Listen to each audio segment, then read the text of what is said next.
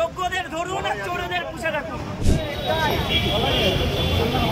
হকের চাকরি ফিরে পেতে আজ অর্ধনগ্ন মিছিলের ডাক দিয়েছিল চাকরিহারা শিক্ষকরা। সেই মতো শিয়ালদা স্টেশনে জড়ো হতে শুরু করেছিল চাকরিহারা শিক্ষকদের একটা বড় অংশ। কিন্তু শিয়ালদা স্টেশনের চত্বরে পৌঁছানোর মুহূর্তে কলকাতা পুলিশ তাদের আটক করে বা তাদের ধরে চ্যাংদোলা করে তাদের জমায়েত থেকে তাদের পিজন ভ্যানে তোলে বলে অভিযোগ। এবং শিয়ালদা স্টেশন চত্বরে কার্যত পুলিশের 6 লাখ ছিল। চাকরিহারা শিক্ষকদের আন্দোলন যাতে কোনোভাবেই তারা শুরু করতে না পারে তার জন্য কিন্তু পুলিশ তৎপর ছিল। কাঁদানে গ্যাস থেকে শুরু করে ছিল বহু পুলিশ বাহিনী। এবং এখানে পুলিশের বিরুদ্ধে টেনে হিঁচড়ে পিজন ভ্যানে তোলার অভিযোগ উঠছে। এই ঘটনার কিছু পরে শিয়ালদা স্টেশনে আসেন রাজ্যের বিরোধী দলনেতা শুভেন্দু অধিকারী এবং তিনি এখানে দাঁড়িয়ে রাজ্যের পুলিশ তথা কলকাতা পুলিশকে কড়া ভাষায় আক্রমণ করেন। তিনি শুভেন্দু অধিকারীকে পাল্টা নিশানা করেছেন রাজ্যের মন্ত্রী এবং কলকাতা পুরসভার মহানাগরিক ফিরহাদ হাকিম। এবং পাশাপাশি অনুব্রত মণ্ডল একজন পুলিশকর্মীকে উদ্দেশ্য করে যে অকথ্য ভাষায় যে মন্তব্যগুলো করেছিলেন সেই অডিও ইতিমধ্যে সোশ্যাল মিডিয়ায় ভাইরাল হয়েছে। এই খবর দলের কাছে আসতেই দলের নির্দেশে ইতিমধ্যেই অনুব্রত মণ্ডল কিন্তু ক্ষমা চেয়ে নিয়েছেন। এই বিষয়টিও নিয়ে মন্তব্য করেছেন কলকাতার মহানাগরিক ফিরহাদ হাকিম।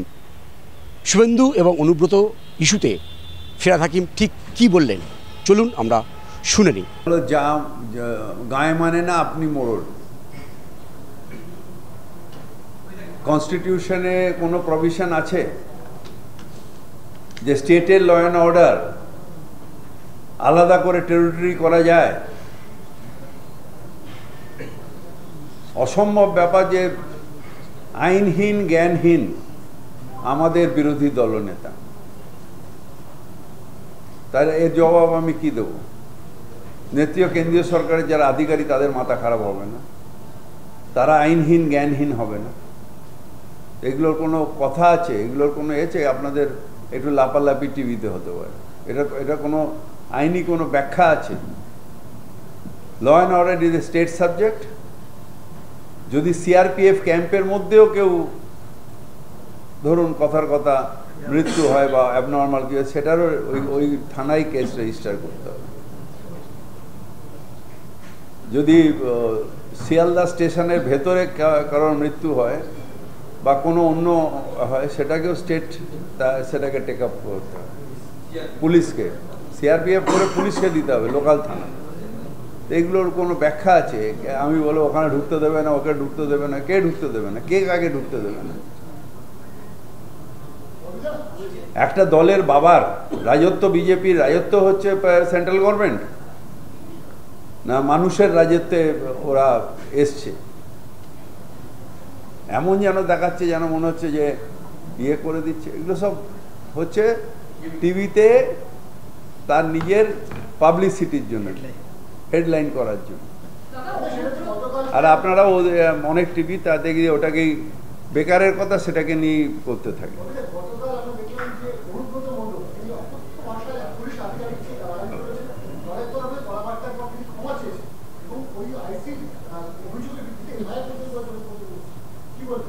এটা আইনের পথে চলবে।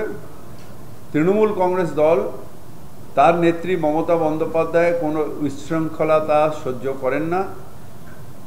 কশন করে দিয়ে অন্যায় করেছে তাকে কশন করে দেওয়া হবে। No one is above the law.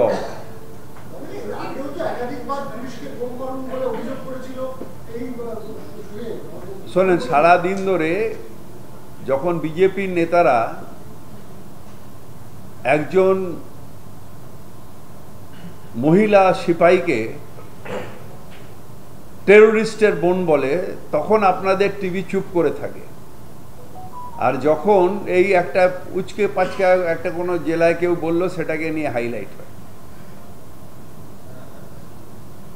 Gravity of ওইটা বেশি, পুলিশকে বোন বেশি না একজন মহিলা আর্মি অফিসার যে আমাদের এখানে যে পাকিস্তান ওপর আমরা যে প্রতিশোধ নিয়েছি আমাদের 26 জনের মৃত্যুর যে অফিসার ফেস করছিল তার সম্মান বেশি, কোনটা? সুতরাং সেটা ইম্পর্টেন্ট বেশি স্টেটের পক্ষে।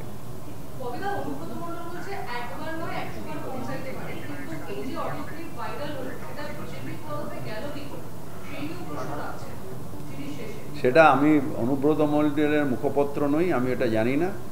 তবে আমাদের নেত্রী কোনো রকম অন্যায় সহ্য করেন না, কোনো রকম অন্যায় করতে দেন না, এবং আমরা এর ব্যাপারে খুব স্ট্রিক্ট।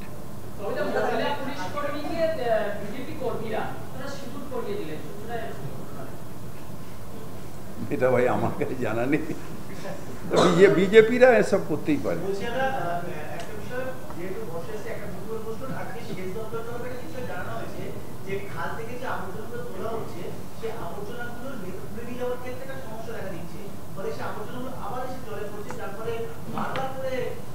আমরা আমাদের যদি সেচ দপ্তর আমাদের কাছে কোনো রকম হেল্প চায়, উই আর রেডি সবসময়। তার কারণ ঠিক যে তুলে যাওয়ার পরে অনেকগুলো জায়গায় এমন এনক্রোচমেন্ট হয়ে গেছে যে নিয়ে যাবার জায়গা নেই।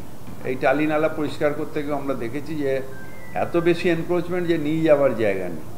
সুতরাং ওখানে যদি বলে তাহলে লোকাল রিপ্রেজেন্টেটিভ করে কোনো দু একটা ঘর সরিয়ে টরিয়ে দিয়ে যদি আমরা ওখান থেকে ওগুলোকে বার করা যায়। দাদা একটা প্রশ্ন, সেটা হচ্ছে যে যুদ্ধকালীন সময়ে সেই সময় দেখা গেছে যে সরকারি কর্মচারীদের ছুটি বাতিল করা হয়েছিল মেডিকেল লিভ ছাড়া, এখনো পর্যন্ত সেই নির্দেশ বহাল রয়েছে, এমনকি পুরসভাতেও। অপারেশন সিন্দুর ওভার হ্যাঁ, ডিক্লেয়ার করে দিয়ে গেছে, কেন্দ্র তুলে নিয়েছে তাদের। না ডিক্লেয়ার করে দিয়েছে। হ্যাঁ, যুদ্ধ বিরতি চলছে, সংঘর্ষ বিরতি, ওই ট্রাম্পের যে অর্ডারে। হ্যাঁ আচ্ছা, ওটা আমার জানা নেই। মানে আপনারা ছুটি কবে থেকে আবার চালু করবেন? অপারেশন সিঁদুর উইথড্র হয়েছে, আমি এটা শুনিনি। উইথড্র কিছু না, এখন বিরতি চলছে, সংঘর্ষ বিরতি। আরে বিরতি চলছে, কখন বিরতির থেকে আবার মিছিল বেরিয়ে যাবে তখন কি হবে? এগুলো বেকারের কথাবার্তা।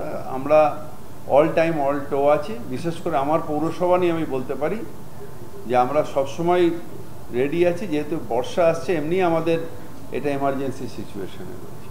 আমরা আলোচনা করছি, আমরা নিশ্চিতভাবে চাইব মানুষ ইচ্ছায় পে ট্যাক্স উইথ স্মাইল, এটা আমার সবসময় লক্ষ্য। এটা আমাদের নোটিফিকেশান হয়ে গেছে, কাগজে অ্যাডভার্টাইজমেন্ট হয়ে গেছে। আমরা যেসব জায়গাগুলো কালেকশন অফ ওয়েস্ট হয় সেখানে আমরা এক্সট্রা এফোর্ট দিয়েছি, পোর্টেবল কম্প্যাক্টার্স দিয়েছি, এক্সেস গাড়ি দিয়েছি, যেগুলো যাতে কোনো রকম শহরের মধ্যে পাবলিক হেলথ ইস্যুস না হয়ে যায়, সাথে সাথে তুলে সেগুলোকে যাতে ডিসপোজ করা যায় সেই জন্য পর্যাপ্ত ব্যবস্থা আমাদের SWM নিয়েছে।